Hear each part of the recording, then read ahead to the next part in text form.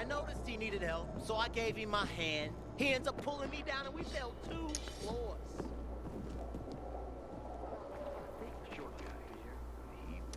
Alright, so people were asking me, they were like, well, so what do you think of the new patch? And I kind of wanted to wait until after I spent just a few more hours in the downtown area. You saw it load in. It was good. It was a very nice, it's been a very smooth experience as far as load-ins are concerned. You know, you're not really seeing a bunch of gray crap everywhere. So that's good, right? I am noticing that screen tearing is starting to creep back into the game.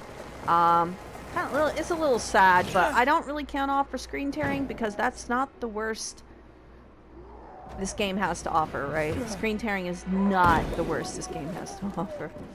But yeah, so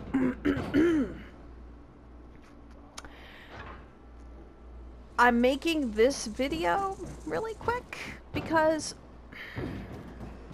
I'm seeing, like, I know I'm going to continue to get these comments, but somebody's commenting. You remember the video I did where we talked about the misconceptions that people have about the PlayStation 4 regarding this game?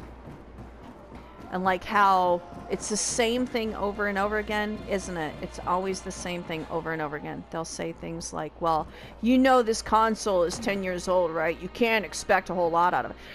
You are totally right. This console and its technology has been out for 10 years. And for 10 years, developers have known every little secret and trick in the book to format a game for the PS4. They have a lot more experience with the PS4 than they do a PS5. This game has been in development so long that it should technically work better on the PS4 than it does for the PS5, simply because this game was originally meant for PS4 and Xbox One.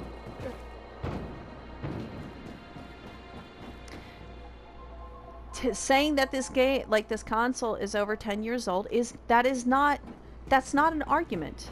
Well, it's an argument in favor of people who actually own PS4s. Isn't it? It certainly is. I would like to think.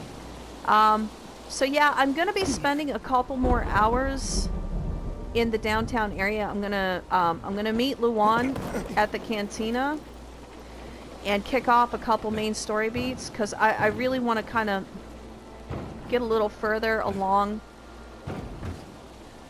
in this game before I can tell you, hey, this looks good. Any second now, right? It's going to start raining any second, right? Yeah, any second now. Or maybe not. But yeah, that whole thing, it's I feel like a broken record having to say this over and over again. Well, you know, this is like, this, you know, PlayStation 4 is a really old console, and what do you expect? For a game that was designed for this console in mind, I would expect this game to perform reasonably well on this console. That's what I expect. I expect it to behave reasonably. Because I would assume that the developers who made this game are just as competent as other developers when they're working with consoles that they've known how to work with for years. That's what I expect, kiddo. Okay? But I understand that maybe I just don't talk about that enough in my videos, so the PS5, Xbox One kids might miss those videos where we actually discuss this concept that PS4 just can't handle a game this amazing. That's what it is, right? This game is so amazing. It's the most stupendous world you have ever explored in your life. It's so amazing that PS4 just couldn't handle it. That's what that is. Okay, jokes aside, I don't want to give too much away until I have officially spent a few more hours in the downtown area. But so far, I'm really liking this patch. What do I not like about this patch? The same thing I hate about all patches. You spend hours on a game, you put 80 hours into your save file, right? A new patch comes out, you go to transfer your save file over into like the new version of the game, and it breaks your save file. Anyone who saw my last video where I came out of the train car and everything was absolutely heartbreakingly ugly, that is a very common occurrence that happens when you have a new patch come out. About the only way to combat that kind of issue is to start the game completely over again. And we're going to talk about the problems with that in the next video.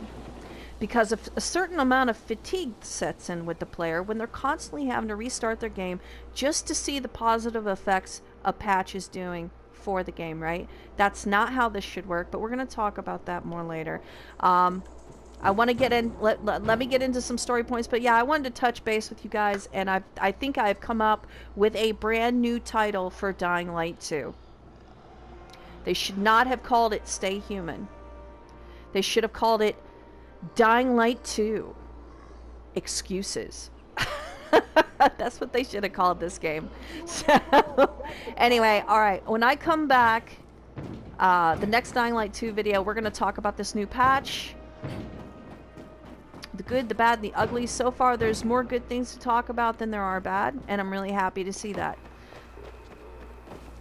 So, until next time, good night, and good luck, my honeys.